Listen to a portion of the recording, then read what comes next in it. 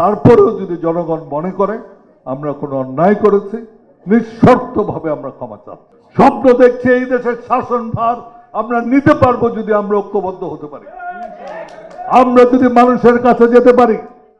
আজকে যেই সব আপনার রিফর্মের কথা বলো, সংস্কারের কথা বলা হয়েছে, এই সংস্কারগুলো যারা আজকে সংস্কার করার জন্য বসছে তারাই বাধা দিয়েছিল। আপনার এই বুদ্ধিজীবীরাই সেদিন আমাদেরকে হাইকোর্ট বিকেন্দ্রীকরণ করতে দেয় নাই, আমাদের স্বাস্থ্যনীতি করতে দেয় নাই, আমাদের এই উপজেলা সিস্টেম আমরা ক্ষমতা যাওয়ার পরে এটা ইয়ে করে দিয়েছিল, বাতিল করেছে। পরে যখন দেখেছে যে তারা দেশকে চালাতে পারছে না, তখন তারা এই উপজেলা পদ্ধতি আবার এনেছে। রিফর্মের কথা বলছে। আজকে প্রপোর্শনাল রিপ্রেজেন্টেটিভ অর্থাৎ আনুপাতিক হারে সাংসদ নির্বাচন করা, এইটাও ঈশ্বর সাহেবের কথা। আজকে প্রদেশের কথা, এইটাও ঈশ্বর সাহেবের কথা। আজকে 35 বছর পরে আপনারা রিয়েলাইজ করছেন, আপনারা অনুধাবন করছেন যে এই সব জিনিস করত।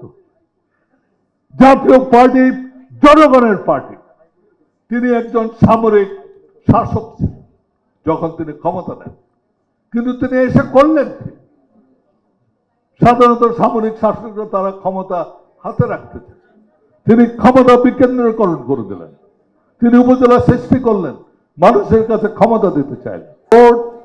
কোর্ট আপনার ইয়েতে নিয়ে গেলেন, উপজেলায় নিয়ে গেলেন, সেগুলো আপনারা বন্ধ করলেন। সুতরাং রিফর্মের কথা আমাদের শিখায়।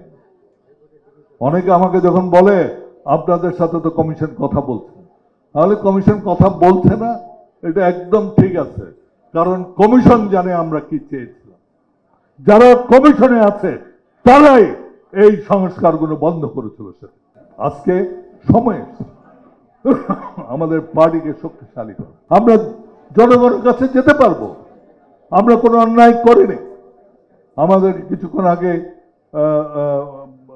বোধ হয় ফিরোজ রশিদ আমাদের নির্বাচনের কথা বল, নির্বাচন আমরা করেছি, কোনো অন্যায় করিনি। তখনকার যে নিয়ম ছিল, যে আইন ছিল, আপনার বিশ্বের স্বীকৃত একটা সরকার সে নির্বাচন।